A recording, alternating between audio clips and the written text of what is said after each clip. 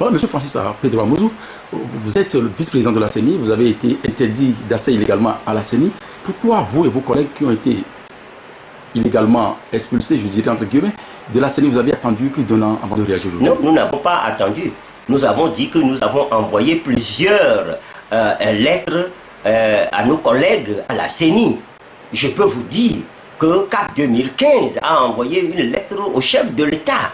CAP 2015 a envoyé une lettre au ministre de l'administration territoriale pour le faire constater les dérives du président de la CENI.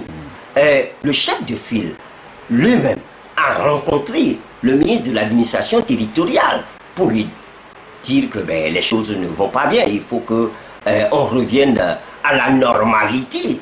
Donc nous ne sommes pas restés les bras croisés, nous avons voulu voir jusqu'où veulent aller nos collègues à la CENI. Cette fois-ci, on vous sent plus déterminé qu'avant.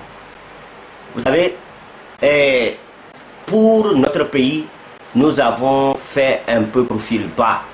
Vous savez, nous avons notre pays dans nos veines. Nous voulons que les choses se fassent de façon tranquille et apaisée.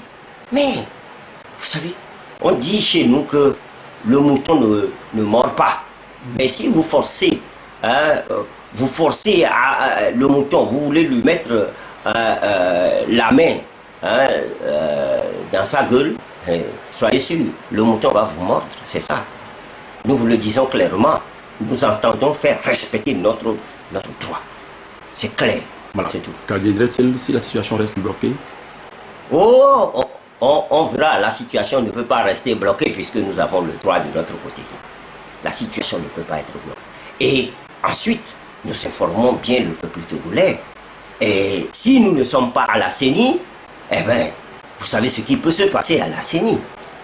Vous savez qu'en 2018, il y a une échéance constitutionnelle, législative. On nous dit qu'on est en train de préparer les locales. On va préparer toutes ces élections-là sans nous, sans l'opposition.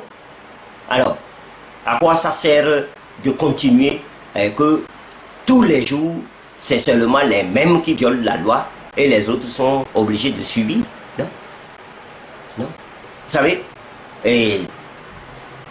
ce n'est pas aller travailler à la CENI qu'on dise que nous sommes membres de la CENI. Non. C'est le travail que nous allons faire à la CENI. Nous allons faire un travail pour le peuple togolais, pour que les élections soient justes, transparentes et équitables pour tout le monde. C'est pour ça que nous y allons. Et vous avez vu que pour une fois, nous avons démasqué ceux qui, tout le temps, essayent de voler ces élections. Nous les avons démasqués. Je crois que c'est ce qui les énerve, que nous avons fini par les démasquer et que le monde entier les connaît aujourd'hui.